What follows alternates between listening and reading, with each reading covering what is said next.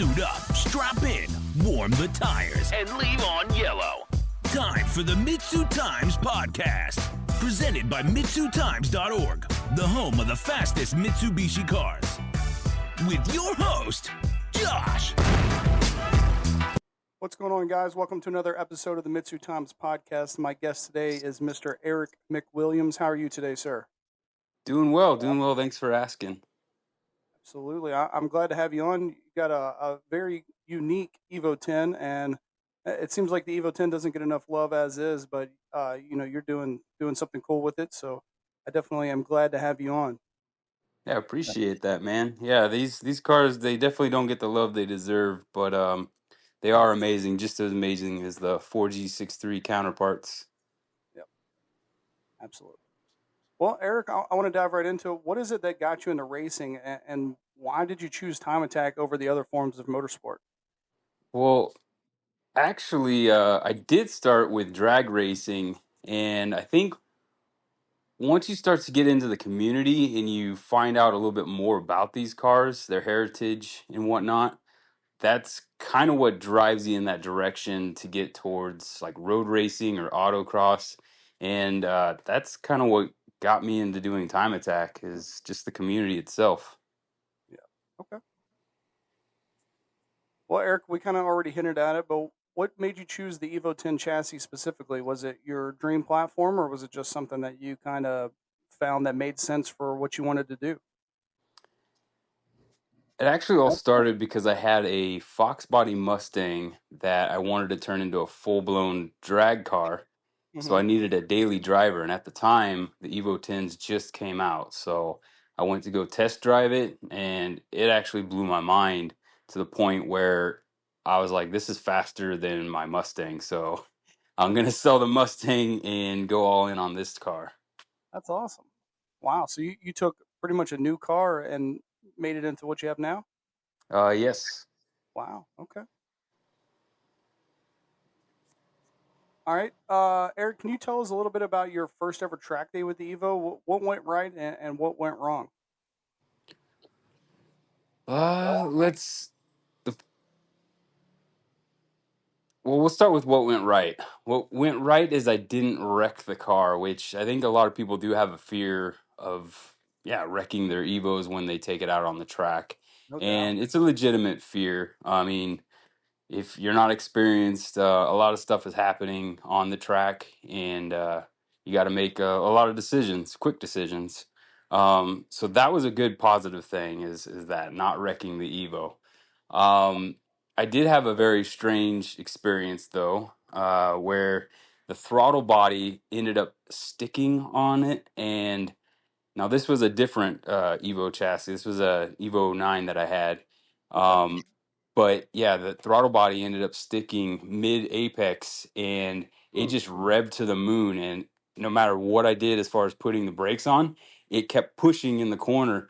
So it got to the point where it was driving me towards the wall.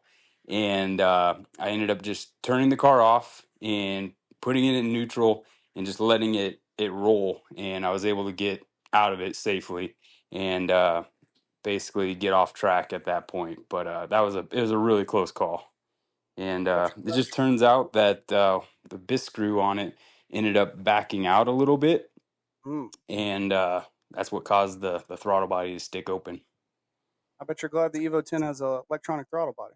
Yes, yes. I know a lot of people ask me that, like, which do you like better, the 9 or the 10? And that's one of them. That's one of the things, is the electronic throttle body. I feel like you get a little bit more response from it.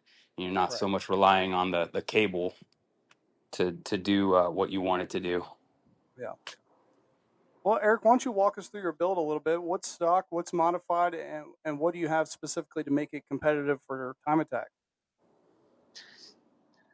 Well, there's so much stuff that's going on with it. I can't say that anything has been left stock on this vehicle, to be honest with you. In order to make it a competitive time attack vehicle, a wide body from Varus was one of the key things that I wanted to do. I feel like with the Evo 10s, you definitely can get a wider tire under, the body. In stock form, you can get up to A 275 comfortably, probably 285 would be pushing it. But yeah, once you go wide body, I mean, right now I'm running 315 square all the way around, and it gives me the grip that I need on track. So yeah, yeah, it's got a fully built motor, AMS spec, 2.2 liter with the AMS 900 X turbo kit. It's capable of making 900, but right now I just have it dialed in at 28 psi, and it's making 640 to the wheels, which is plenty. I mean, I took so much stuff out of this car weight wise. It's down to around 2,900 pounds. So that power to weight ratio is perfect for me. I bet that helps it take the turns. Definitely, definitely. Yeah, with the wider wheelbase and the massive tires all the way around, definitely helps keep it planted for sure. 315, that's a lot of tire. It definitely is, but like I said, once you start going out there racing, that's one of the things you always wish. It's like, oh man, I feel like I'd get more grip if I had a little bit more tire. But some of the classes that you run, they limit you on the size tire that you can do. But in unlimited, you don't have to worry about that. Okay. Well, Eric, a lot of times, well, most of the time attack guys that come on here, they talk about how important aero is in time attack. What's your approach on aerodynamics, and how much of a difference has it made in your Evo 10? It's definitely important for sure. But I mean, I don't want to focus so heavy on Arrow with it as more as getting like seat time and getting to know the car. Because once you know the car and how it drives, and you know yourself what you need to do to get to the next level, then I think that's a great way to approach your Arrow. It's like, yeah, okay, if I feel like I don't have enough front grip, maybe that's where I should kind of invest my time with the Arrow package and developing my Arrow. Um, I mean, this kit that I got from Varus, it's track tested and out the box is great. So I feel like they did a great job of balancing the front and the rear of the car. But that, like I said, going back to the beginning of it, that's where I'd put your focus on is seeing what the car needs from actually driving it, as opposed to just like slapping a bunch of stuff on it and not knowing if you're improving or making it worse. Okay, so trying to make mold yourself around the car instead of the other way around. Correct. Okay, that makes sense. Well, Eric, you talked about the 315 tire. Let's talk about your tire and suspension setup, because I understand that's pretty critical in time attack as well. It definitely is. Right now, I'm just running two-way adjustable coilovers from KW, um, and then also like the 315 Falcon RT 660s, and they're great, great tire. I've never ran like a slick. I feel like you kind of limit yourself on what you can do if you go with the slick, as far as your classes and different race series that you can be in. So the 200 treadwear tire. Yes, it's not as good as the slick, but it definitely allows you to run in a little bit more series that are out there. Okay, kind of opens up your possibilities. Correct, and I think that's the key is seat time, honestly, because when it comes to these time attack cars, I mean, you're going out there warming up the car and then doing a couple of flyers to try and set your time. So you're not getting a whole lot of seat time in that process, but yeah, if you can run multiple series or different track days, then I think that's a good way to get a little shakedown on the car and figure out what works and what doesn't work. Now, for those of us unfamiliar with a typical time attack event, is there normally like a open practice session or anything like that before you start doing the hot laps? Yeah, there's practice usually. Um, if it's a weekend, it'd probably be like on a Friday. They'd have like the practice events. Okay, And that way, kind of get things sorted out then. And then there's like qualifying, and then the actual competition. okay. Well, Eric, what has been the most challenging aspect of setting up this Evo for time attack? What talk about your background with drag racing. How different was the setup from drag racing as it is to setting it up for time attack? Definitely has to be suspension for sure. And then also the learning curve of doing a lot of modifications to the vehicle and finding out on track that as you go around multiple times and things are heating up, or just things start to get loose. So that's what it is just dialing everything in and finding out as you're doing it, like what you need to fix. Perfect example. First time I took this car out after doing a bunch of modifications, I did like the AEM dash on the AEM CD6, I think it is, and first lap out, the thing started to like fall downwards towards me, so I couldn't read any of my readouts, and that was definitely a challenge and a distraction as well. So I ended up having to go back into paddock and get that thing sorted out, and Right. that's kind of stuff you don't know until you actually go out on track and see these things unfold. For sure. With drag racing, it's I'd say going back to suspension setup, you're kind of dialing that in for the launch more or less, Hmm. and whereas when it comes to time attack, you got to have a more overall idea of what you're going to be doing as far as the track that you're at and where you Right. want to have it set up for. If you want it for a little bit more turn in, or if the car you want a little bit more loose in the rear. I feel like those are more things you got to look at as opposed to like in drag racing. That makes sense. Well, Eric, we often hear from time attack guys that the Evo chassis, both 789 and the 10, work best on the fast flowing tracks. What has been your favorite track to run the Evo on, and what makes it so special? My favorite track was Laguna Seca, and I mean, I think anybody that's played, Forza or Gran Turismo are very familiar with that track. But the corkscrew, of course, is pretty famous. But it's a really fast track, and it allows you to be able to open it up, and it's not a flat track. It has a lot of elevation changes, so it's not boring by any means. And I definitely would say that's probably my favorite track that I've done so far. Okay. This episode of the MitsuTimes podcast is brought to you by Revenge Performance and Transmission. Revenge is the place to get the parts and advice you need to right the wrongs in your vehicle.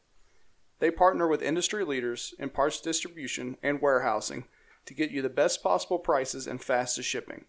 With their real-time inventory on their website, if it says in stock, it's ready to ship from them or from their many national distribution partners.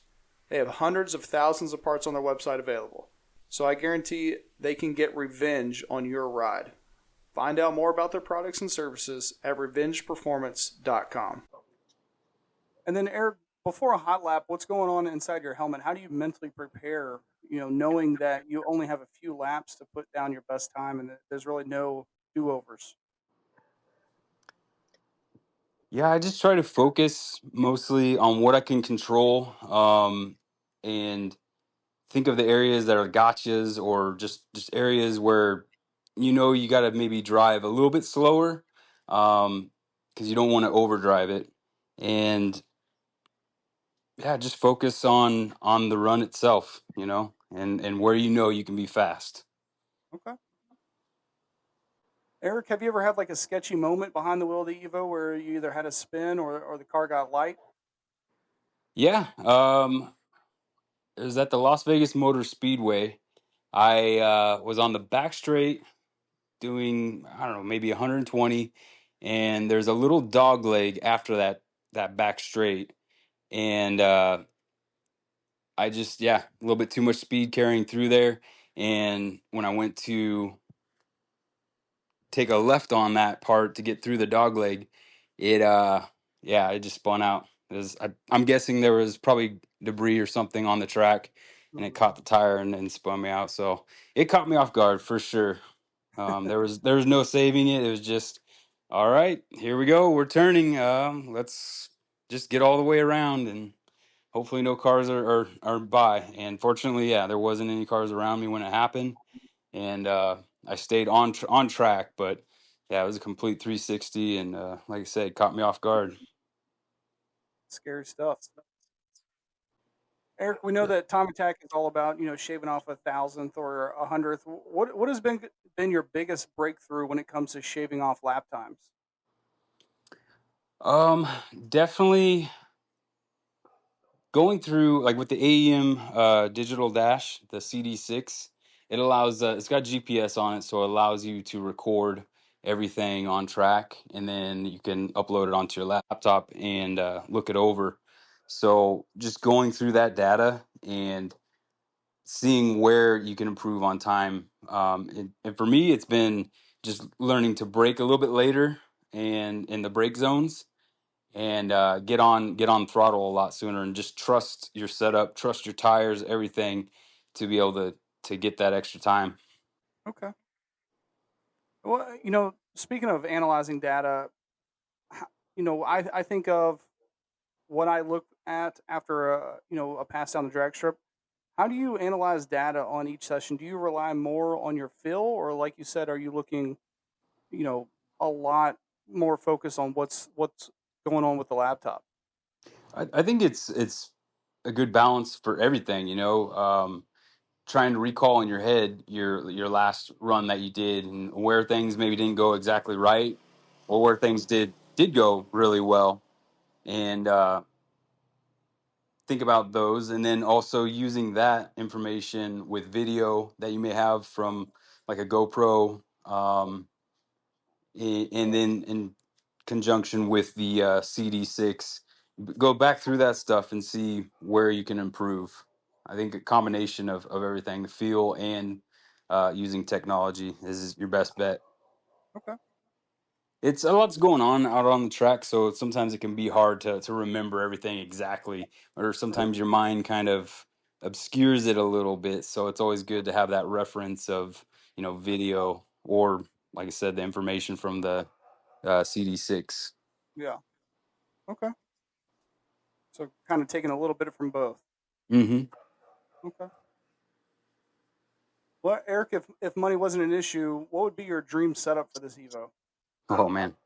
Um, Dry sump setup on this with a sequential gearbox, and a little bit better fuel setup, something like a surge tank for a better surge tank for the rear of the car. That would that'd be my ideal setup, I think, for it. Um, yeah, having that fear in the back of your mind that you're gonna blow an engine, it is there. It's just like, yeah, with the dry sump system, I think it kind of would alleviate some of that. And the sequential gearbox, I mean, I'm not gonna lie, like I love an H pattern, but you can't be faster than a sequential, For or sure. or yeah. And there's something to be said about the security that a dry sump provides. Taking a little bit of that pressure out of your head. Yep. No, I agree. Well, Eric, do you see yourself sticking with time attack long term, or would you ever like to branch into like wheel to wheel or, another form of motorsport? Ah, man, it kind of goes back to that last question about money. um, I think long term, it's not sustainable, to be realistic, to do time attack, Hmm. or for that matter, wheel to wheel racing. I've never had any desire. Like I can appreciate like Formula One, and some of the guys out there doing like is it the GLTC from Grid Life. I could appreciate that, but the rules are very strict on like how you build the chassis, Hmm. and I guess I don't care. I like to build the car the way I want to build the car, and I don't want to have to form something to a series. Yeah. And I don't know. I think as I get older, I just want to enjoy these cars. So I don't know, something, be able to just go to Cars and Coffee and take my kids to. I think is definitely where I'd want to go. Yeah. Plus, at least if there's some kind of vehicle damage during time attack, at least it's your own fault. Yeah. But Eric, What advice would you give someone who's looking to get into time attacking? Don't really know where to start.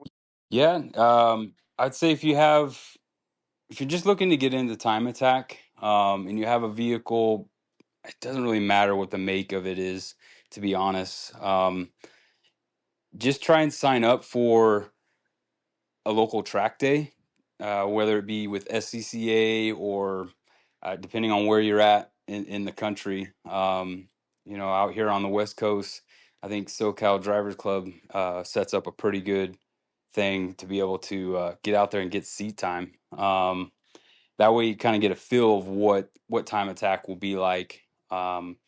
And when it comes to actual competition, it's changed big time. I mean, Grid Life is one of the series. Global Time Attack is another one that comes out this way. We used to have Redline Time Attack, which was strictly West Coast, but that kind of has gone away. So, like I said, you just kind of got to find whatever track days that you can get involved with, and take your car out there and try and maybe get some instruction, get an instructor to ride with you to give you points on how to navigate through a road course. Okay, that's awesome. Yeah, it would be nice to see some more Evos out there in the grid life. Definitely would be. I know, I mean, they used to do, other than their weekend festivals, they were doing little one-offs here and there. On the West Coast, the last one that they did was Big Willow, and yeah, it would be nice to see more Evos getting out there doing time attack, but it's uh it's an expensive hobby, man, expensive sport, and not just building the cars. Um, the logistics of getting the vehicles to these things is gotten quite expensive. And everything. Hotels are more expensive, trailers are more expensive, gas is more expensive. It makes everything harder. Yep, it does, and it would be nice if more local stuff, yeah, more local events were available. But hey, you never know. Maybe it will become more readily available in the Let's hope. future. Okay. Well, Eric, where can people find and follow you on social media? I feel like people listening have to see some pictures of this beautiful Evo 10 of yours. No, I appreciate it, man. On Instagram, it's just at Carolina Blue EvoX, and I do have a YouTube channel. It's Eric McWilliams. And on the YouTube channel, that's kind of where you can see me, you know, building a lot of this stuff in my personal garage, and explaining too with the Evos as well, like why I do certain things and what things work, what other things don't work with these cars. But yeah, I'd check out those two places. Those are probably the most popular for me to post things. Okay. Yeah, that's perfect. It would be nice if someone could tell you what not to waste your money on. Yeah, I've had a lot of experience with these cars. I've been tuning them since 2009, I think. Yeah. Wow. So, yep, Okay. gone through a lot of different experiences with them. I bet. Well, Eric, at the end, I always give people a chance to give a thanks or a shout out to anybody who's helped them out along the way or anybody who's helped get their car where it is. Is there anybody that you want to give a thanks or a shout out to? Yeah, I'd give a shout out to God. I mean, without Him, none of this stuff is possible.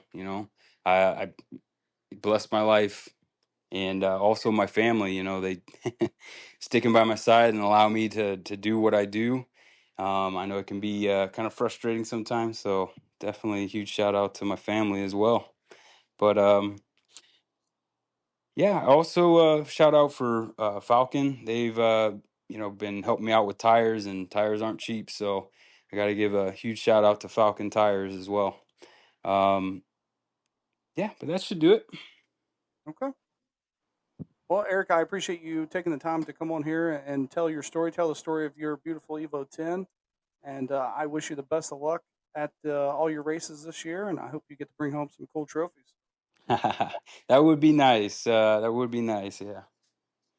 Thank you so much for having me on the show. I appreciate it, man. This Thank is an awesome opportunity to tell my story, and I like what you're doing. I like what you're doing with the podcast.